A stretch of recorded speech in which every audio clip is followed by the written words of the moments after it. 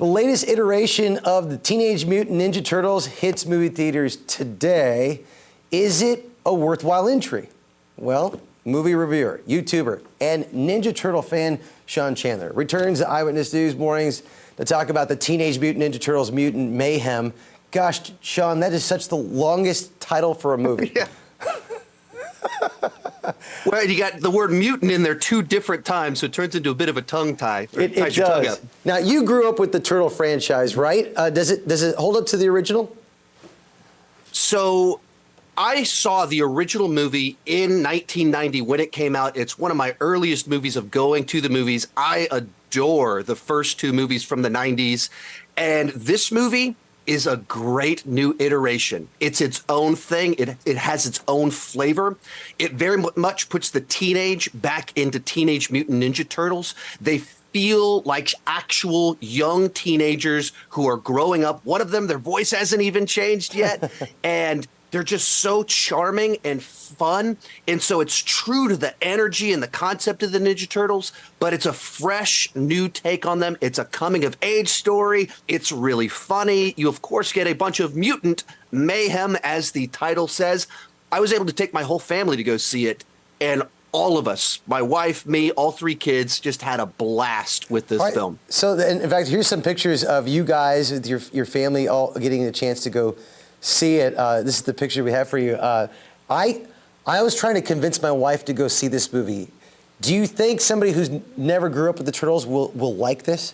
I mean, I think so. It's meant to be an on-ramp. It retells the origin story. It establishes all the characters, but it's just a really sharp script that's clever, it's witty, it's fun.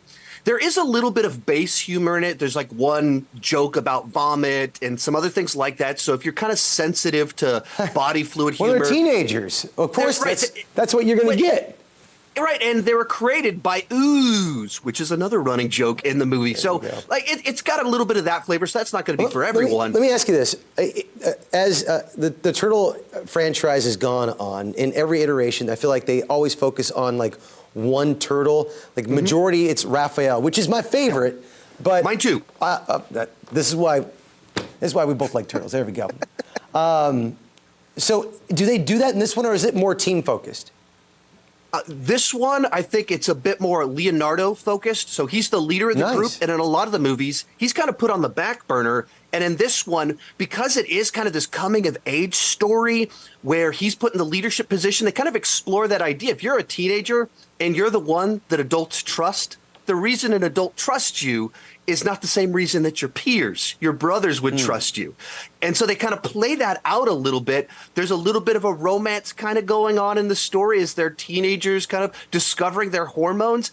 And so it just touches on a lot of things. And it actually is a movie that has like strong thematic coherence, which is not a phrase I would ever think they would use to describe a Ninja Turtles movie, but they like pick this one idea about acceptance and tolerance, and they run it throughout the plot in a way that actually makes sense. It ties into the character arcs for the Turtles themselves, for Splinter, for the villain, and it comes together really well. Okay, so Sean, you're known for ranking movies.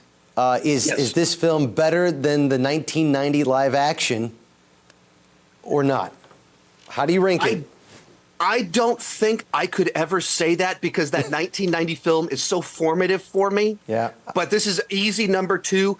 And if you don't have the nostalgia that I have for 1990, this is probably going to be your number 1. This is almost everyone is going to say that this is their new favorite Ninja Turtles movie. But that 1990 film, it has such a special place in my heart. It does. I'm always going to be partial to it. And I love Casey Jones, and Casey Jones is just so cool in that 1990 film, and he's not in this one. Nobody beats Ellis Codis, man. Come on. Oh, yeah. Man, he's so cool. So great. All right, Sean Chandler. You can find Sean Chandler on YouTube, Sean Chandler Talks About, or Sean Chandler Plus. Sean, we really appreciate it, and we're going to take your advice. I'm going to bring my wife to the theater. I'll let you know what she thinks. Excellent.